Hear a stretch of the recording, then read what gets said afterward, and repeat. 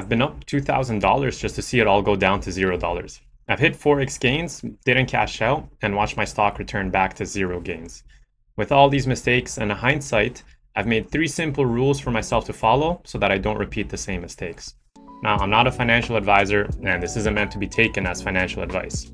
These are just my experiences and my personal opinions I'm sharing on the internet. With that out of the way, rule number 1. Now, you might have heard this at a casino: cash out when you're ahead. Profit is profit. You know, there's all these memes on the internet about how a loss isn't a loss until you've actually cashed out. The same is true for profit. You're not actually up money unless you sell when you're up. Now, I'm going to preface all of this by saying that these rules are specifically for speculative stocks. I'm talking about something you saw on the internet and got curious, or you heard a friend talk about a stock and want to check out what the buzz is about. See, there's 2 types of stock buyers. Group 1 is when you buy and hold a stock for 10 or up years. Whereas group 2 is when you buy for the short term and plan to sell within a few weeks to months.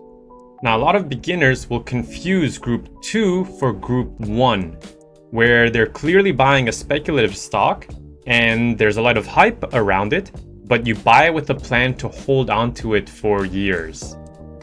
But then, after a couple of months, it drops to zero. So how can you tell if a stock is speculative?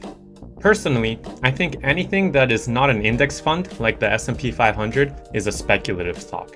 I like to keep it simple. So any individual stock like Apple, Meta, Tesla, Nvidia are riskier because we have no idea where these companies will be 20 to 30 years from now. Now, of course, these are safer than an up-and-coming business that just got introduced to the stock market. And that's what this rule is for. So now that we're clear on the 2 different groups, back to rule number 1 and how do we know when to actually cash out? You might have been in my shoes before where you buy a stock and you start daydreaming of the potential earnings. If it will 10x, if it will 50x, if it will 100x, what will I do with that money? I'll start doing math. If the stock gets to this price, I can cash out and pay off my school loans. If it gets to this price, I can cash out and buy a house. So now you're sitting there with these imaginary numbers and holding your stop, praying for a miracle. That's how people end up losing everything. Here's the truth. By the time you've caught wind of a stock on the rise, it's probably already near the top. No one is a fortune teller, and we can't predict how high something will go. So if you see a stock that's already gone up within the last couple of weeks, cash out after it goes up just a couple of dollars. So if you enter at this point where you see in the last few weeks it's already gone up, $200, $100, then if you see the price jump to $210, this might be the end. And you've already made profit, even though it's very little. Cash out, because this could easily just zero out. Here's my personal example with FaceDrive. So this stock is now called Argo Corporation. It used to be called FaceDrive. Now I caught wind of this around the $22 price point. And this is when I bought. I bought at 22. And, there was this whole hype around it. I saw that the stock just a year ago was, lower than $1. Yeah, a year ago it was about $1.50. And I saw, okay, wow, this has a lot of hype. It's already at 22. I was thinking this might be, a GME situation where it's gonna skyrocket to $300. That's how crazy the numbers I was thinking of, right? And then we see that it went up to 40 before eventually it bottoms out to 0. Now, even as it was dropping down, I'm like, no, it's gonna retaliate, blah, blah, blah, all the opium that one person can have. But eventually it ended up dropping out. And this is where my first rule comes in, right? I was sitting at 22. As soon as I see it go up to 32, that's a $10 profit. That's enough. The stock has already gone up 3x. People at this point want to cash out. They want to take advantage of the gains that they've made. And that's almost always what happens to the market. There's a correction. And then sometimes there are, special cases where it does skyrocket back up, like GME. But you don't want to take that risk. Cash out when you're ahead. I would have liked to, hop out at 32, That's the lesson I learned. And then after that, we can see here, now it's sitting at 0. There's no point to sell.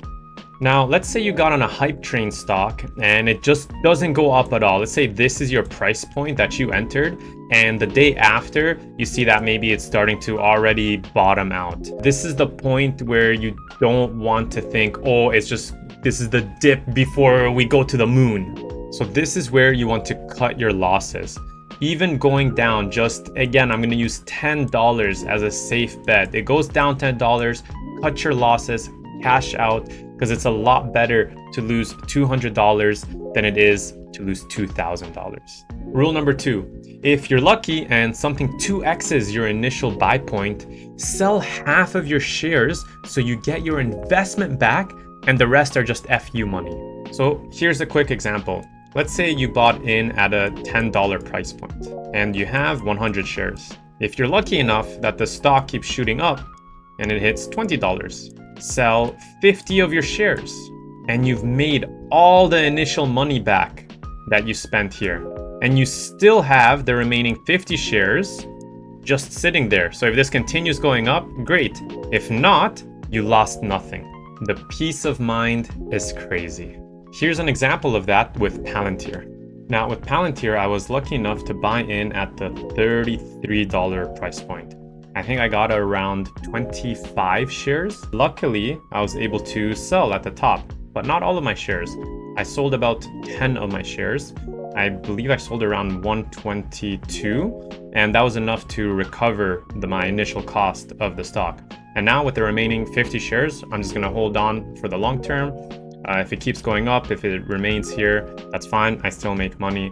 And if it, for some reason, ends up going down to 0, again, I don't mind because I've made my money back. And rule number 3, the older you get, the safer your investment should become. When it gets to the point where you have a family, kids, a car loan, rent, bills left and right, this is the time to just stick with long-term index funds. When you're young, in your 20s, and have disposable income, this is the time to try your hand at speculative stocks.